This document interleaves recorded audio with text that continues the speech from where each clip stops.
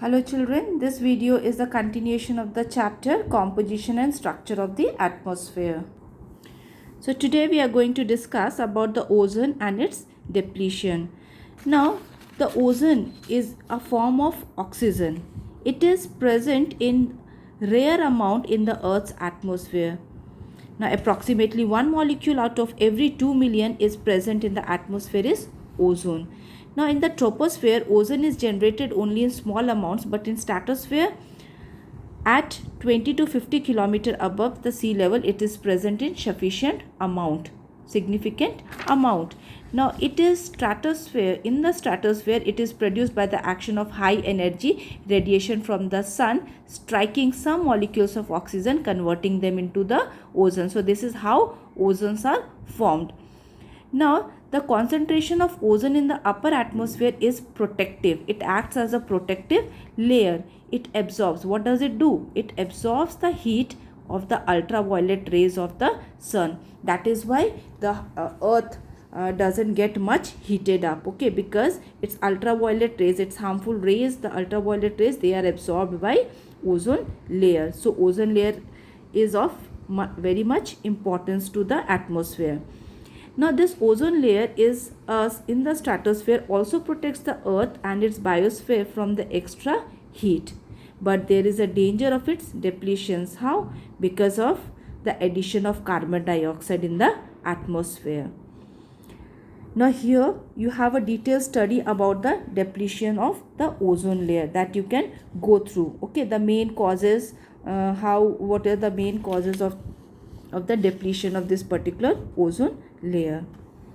Now coming to global warming. Global warming, you know already that what is global warming. In the recent climate studies have shown that the global mean temperature on the earth is rising day by day. Why? Because of the addition of the pollutants, because of the human activities. Okay, this phenomena is known as the global warming, and it is the result.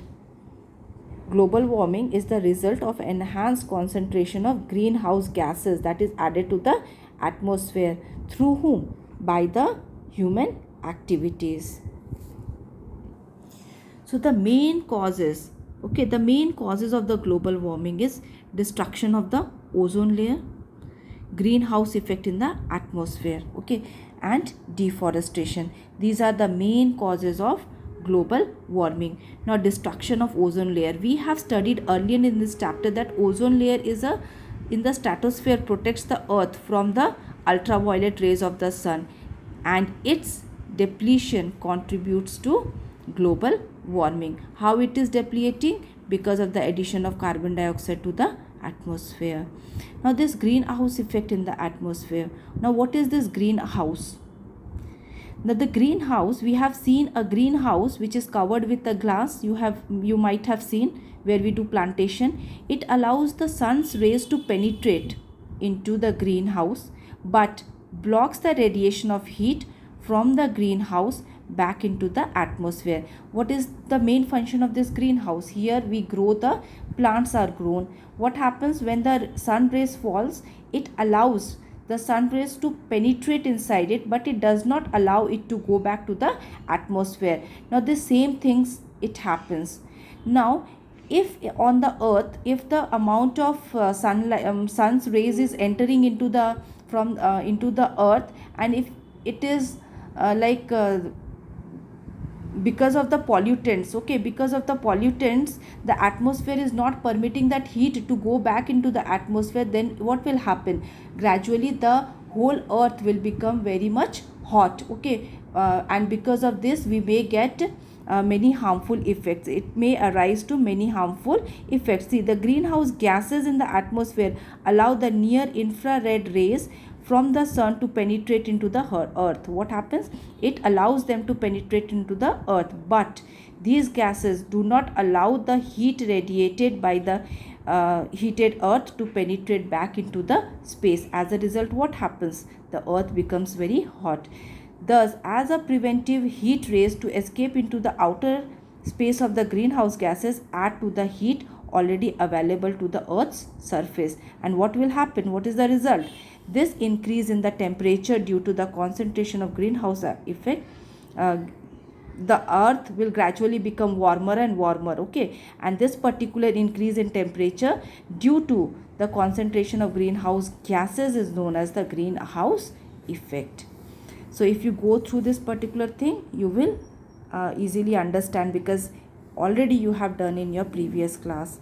Now deforestation, now clearing away of forest, and that particular you already know that large scale of cutting down of trees, that is already added is acting as a danger to the life of the earth. Now trees are the essential, they are very essential for absorbing the excess of carbon dioxide that is present into the atmosphere. Now they are also responsible for maintaining the fertility of soil. Now in their absence, winds blow away the high topsoil as a dust into the atmosphere. Now the dust in the atmosphere also play a key role in reflecting terrestrial radiation back to the earth. Now it also may cause extra cooling at night, because of the bare soils get cooler and warmer more quickly than soils covered with vegetations. So these are the harmful effect of global warming. Now what is this impact? Its impact on the earth. Now there is rise in sea level, precipitation changes. Rise in sea level means over the last years, because of the global warming, the ice have started melting and the sea level have risen, okay, and they may this particular may create it can have a disastrous effect on the human habitations on the sea coast. Why? Because of the rise in the level of the sea. Now precipitation changes, that is so there are precipitation changes also occur because of this global warming. You can read it and go through this. Then radiation imbalance, it is imbalance between radiation coming into the atmosphere and the radiation that is going out. Now any change in this balance can have rapid impact on the life form on the earth, because it will have an impact on the sensitivity, then adaptability and vulnerability of the whole biospheric system. Okay, so this is the harmful effect of the global warming. Now agriculture is also affected, then water resources are also affected. How? Because of the pollutants added to the fresh water, we may face in the coming future the lack of fresh water. Now many diseases, okay, many diseases also they are also a result of this particular, because of the change in the climatic form and because of the global warming, it results in many kind of diseases that are harmful for human beings. So this is all that you have in your chapter. Please go through each and every topics that is given here in the chapter. That's all we have. Thank you.